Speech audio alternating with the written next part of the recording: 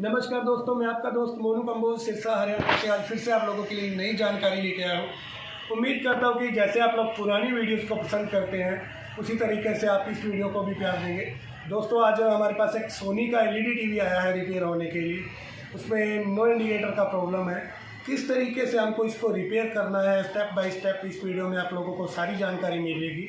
Video को and तक ज़रूर देखिएगा, क्योंकि बहुत सी ऐसी छोटी छोटी चीज़ें रहती हैं, ट्रिक्स रहते हैं जो आप लोगों को इस वीडियो में पता चलेंगे कि आपके पास इस तरीके का अगर प्रॉब्लम आता है तो आपको कैसे सॉल्व आउट करना है। सारी डिटेल जानने के लिए आपको वीडियो को एंड तक जरूर देखिएगा।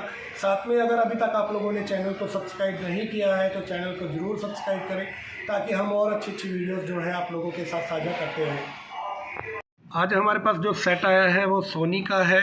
यहाँ पे आप इसका मॉडल नंबर देख सकते हैं, KLV 24P412C। 24 इंच का एलईडी टीवी है ये सोनी का। इसमें नो इंडिकेटर है। सबसे पहले मैं आप लोगों को दिखाता हूँ। इसमें यहाँ पे हमने इसको प्लग इन किया हुआ है, लेकिन यहाँ पे आप देख सकते हैं कोई भी इंडिकेटर इसके अंदर नहीं है, बिल्कुल नो इंडिकेटर के अंदर है। और यहाँ पे ओपन करने के बाद यहाँ पे हमने देखा है तो ये इसका पावर सप्लाई है। यहाँ पे दोस्तों, यहाँ पे इसका मेन बोर्ड है और यहाँ पे कुछ वोल्टेज जो है वो लिखे हुए हैं पावर सप्लाई के। 18 वोल्ट का इसका आउटपुट रहता है इस पावर सप्लाई का। तो सबसे पहले हमको क्या करना है, कभी भी डेड कंडीशन में अगर हमारे पास एलईडी टीवी आता है, जैसे हम नॉर्मल टीवी में बेसिक वोल्टेज जो लेते हैं बोर्ड में पावर सप्लाई के जो 18 वोल्ट है वो हमें चेक करना है। दूसरा 5 वोल्ट, 3.3 वोल्ट, 1.2 वोल्ट, वो सारी चीज़ें हमको यहाँ पे चेक करनी है। तो सबसे पहले हम इसका जो वोल्टेज है वो लेते हैं, वोल्टेज चेक कर लेते हैं। उसके बाद देखते हैं कि इसके अंदर किस तरीके का प्रॉब्लम हमें मिल रहा है या क्या इसके अंदर प्रॉब्लम है। यहाँ पे सबसे पहले जो 18 वोल्ट का सप्लाई है वो यहाँ पे आप देख सकते हैं बिल्कुल ओके बन रहा है। इट मीन्स हमारी पावर सप्लाई जो है वो अच्छे से काम कर रही है। इसके बाद हमको यहाँ पे 5 वोल्ट, यहाँ पे देख सकते हैं 5 वोल्ट जो है वो यहाँ पे मिल रहा है। उसके बाद हम फ्लैश आईसी की 8 नंबर पिन पे 3.3 वोल्ट यहाँ पे चेक करेंगे। तो आप देख सकते हैं हमें 3.3 वोल्ट जो है वो क्लियरली यहाँ पे मिल रहा है। इसके बाद यहाँ पे एक छोटी सी कॉइल है, यहाँ पे 1.2 वोल्ट है जो वो भी यहाँ पे आप लोग देख रहे होंगे। 1.2 वोल्ट भी बिल्कुल ओके है। तीसरा यहाँ पे आप देख सकते हैं एक बक कन्वर्टर यहाँ पे लगा हुआ है छोटा सा, ये हीट सिंक के साथ। ये 1.8 वोल्ट के लिए है, तो ये 1.8 वोल्ट हम चेक करेंगे। यहाँ पे 1.8 वोल्ट जो है आप देख सकते हैं मीटर में। तो 1.8 वोल्ट भी यहाँ पे ओके हमें मिल रहा है। इट मीन्स कि हमारा जो बेसिक सप्लाई है वो ओके है पूरे बोर्ड के अंदर। एक यहाँ पे आप लोग देख सकते हैं ये ट्यूनर है, ट्यूनर के साथ में यहाँ पे 3.3 वोल्ट का जो है रेगुलेटर लगा हुआ है, ये भी हम चेक करेंगे। यहाँ पे भी देख सकते हैं दोस्तों 3.3 वोल्ट जो है वो बिल्कुल ओके बन रहा है। इस तरीके का नो इंडिकेटर जब इस एलईडी टीवी में आता है 24 इंच और 22 इंच में, मोस्टली क्या रहता है, ये 1.8 वोल्ट जो है ये मिसिंग रहता है। जैसे कि मैंने पहले भी एक वीडियो इस मॉडल के ऊपर बनाई हुई है, आप पुरानी वीडियोस में देख सकते हैं जाके।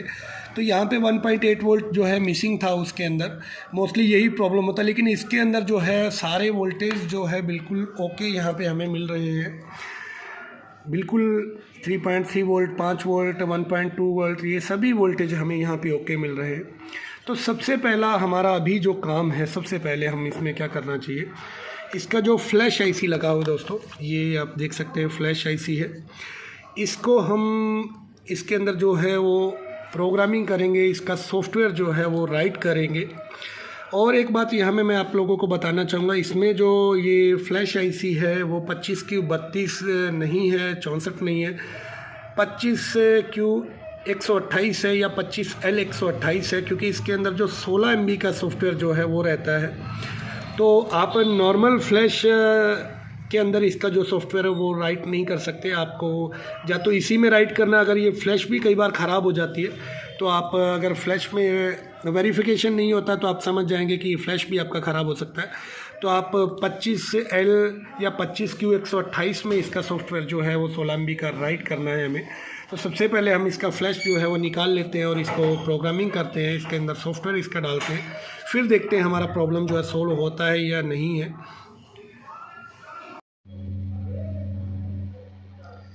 तो फ्लैश आईसी है, इसको हम निकाल लेते हैं हमारे एसएमडी ब्लोअर की सहायता से और इसको प्रोग्रामिंग करते हैं RT809F से हम लोग।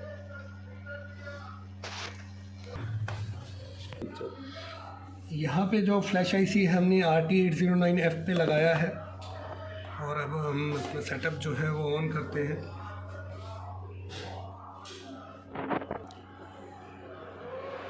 यहाँ पे मैंने RT809F का सेटअप जो है ओपन कर लिया है। सबसे पहले हमने आईसी लगाने के बाद यहाँ पे स्मार्ट आइडेंटिफाई पे ओके करेंगे। यहाँ पे दोस्तों स्मार्ट आइडेंटिफाई पे ओके किया। जैसे मैंने आपको बताया था कि इसका नंबर जो है 25L128 है, यहाँ पे आप लोग देख पा रहे होंगे।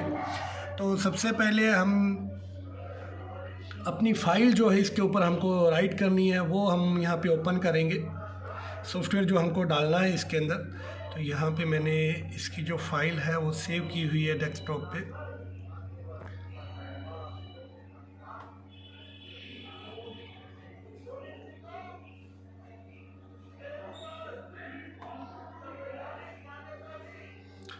यहाँ पे देख सकते हैं सोनी KLV 24P400।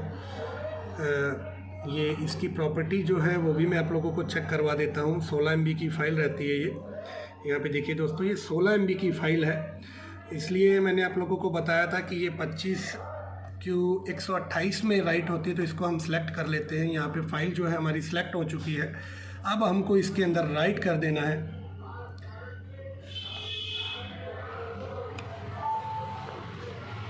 यहाँ पे अब ये राइट हो गया। पहले चिप की 3 नंबर पिन जो है वो सही से लगी नहीं हुई थी, मैंने थोड़ा सा इसको हमारे आईसी को यहाँ पे छुआ है, तो यहाँ पे हमारी जो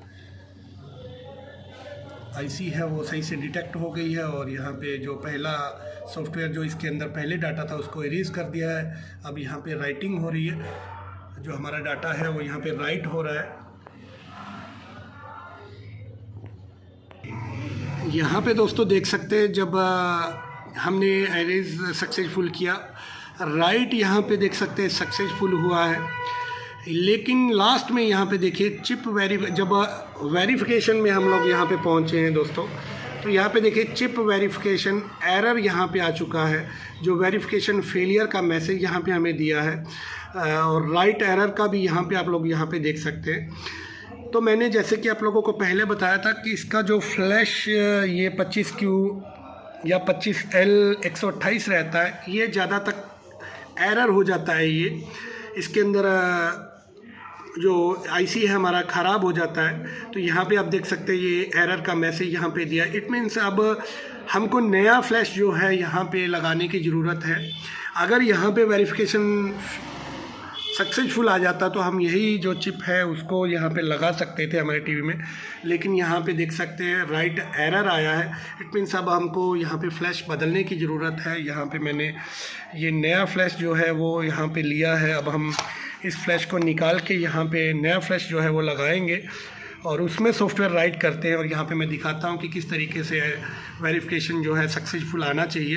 तो ये कुछ इस मॉडल के अंदर खासियत है कि जब भी ये नो इंडिकेटर में आता है तो इसका जो फ्लैश है वही ख़राब हो जाता है। तो आप इसमें प्रोग्रामिंग जो है वो राइट नहीं कर पाते हैं और आपका जो फ्लैश है वो आपको चेंज ही करना पड़ता है। तो यहाँ पर अब हम इसको चेंज करेंगे दोस्तों। यहाँ पे दोस्तों हमने नया फ्लैश जो है वो हमारे सॉकेट में लगा दिया है। सबसे पहले हमने स्मार्ट आइडेंटिफाई पे क्लिक किया है। यहाँ पे 25Q128 जो है हमारा यहाँ पे नंबर वो आ गया है। अब हमको क्या करना है, यहाँ पे देखिए दोस्तों ओपन करना है। हमको वही फ़ाइल जो है हमारी सिलेक्ट कर लेनी है। यहाँ पे जो 16 MB की फ़ाइल हमने सेलेक्ट की थी दोस्तों, यहाँ पे फिर से हम वही फ़ाइल जो है सेलेक्ट करेंगे। यहाँ पे देख सकते हैं दोस्तों, इसको सेलेक्ट करने के बाद हमको यहाँ पे राइट पे जाना है। अभी हम देखेंगे यहाँ पे जो पहले एरर दिखा रहा था इसमें, अब देखते हैं जो सक्सेसफुल होता है या एरर आता है वेरिफिकेशन में। यहाँ पे देखिए ऑटो एडिटिंग जो है वो हो रहा है। यहाँ पे थोड़ा सा समय लेता है क्योंकि आईसी जो है थोड़ा सा इसका मेमोरी है जो बड़ी रहती है। यहाँ पे मैं थोड़ा पॉज करता हूँ वीडियो को ताकि वीडियो ज़्यादा लंबी ना खींचे।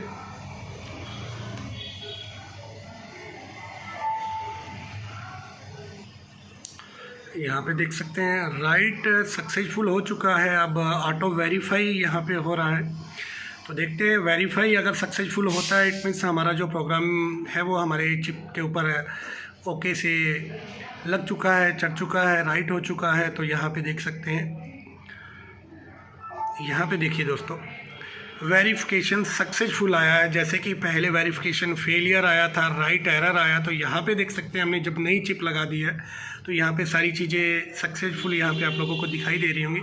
और ये वाली चिप जो थी वो ख़राब है, हमने नई चिप में डाटा जो है वो लगा दिया है। अब इस चिप को हम लगाएंगे हमारे टीवी के अंदर और देखते हैं हमारा प्रॉब्लम जो है वो सॉल्व होता है या नहीं। यहाँ पे दोस्तों हमने हमारा जो नया फ्लैश है वो यहाँ पे लगा दिया है। अब हम टीवी को यहाँ पे पावर देंगे दोस्तों।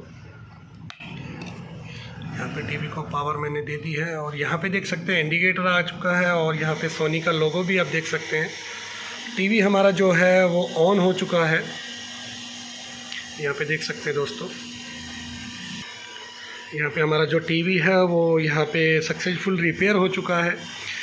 इसका जो ये फ्लैश आईसी था 25L128, ये प्रॉब्लम ख़राब हो गया था, प्रॉब्लम कर रहा था। इस वजह से सेट हमारा जो नो इंडिकेटर में चला गया था। हमने नया सॉफ्टवेयर हमारे नए फ्लैश आईसी में लगाया है। तो कभी भी इस तरीके का आपके पास प्रॉब्लम आता है तो फ्लैश ज़रूर चेंज करनी है आपको। फ्लैश चेंज करनी है या 1.8 वोल्ट यहाँ पे एरर प्रॉब्लम करता है। और इस तरीके से हमने आज इस एलईडी टीवी को बनाया है। उम्मीद करता हूँ कि आप लोगों को ये जानकारी ज़रूर पसंद आएगी। और वीडियो देखने के लिए आप हमारे चैनल को सब्सक्राइब जरूर कर दें। साथ में अगर आप लोगों को वीडियो अच्छी लगती है तो वीडियो को लाइक ज़रूर करें। और मिलते हैं नेक्स्ट वीडियो में। धन्यवाद दोस्तों।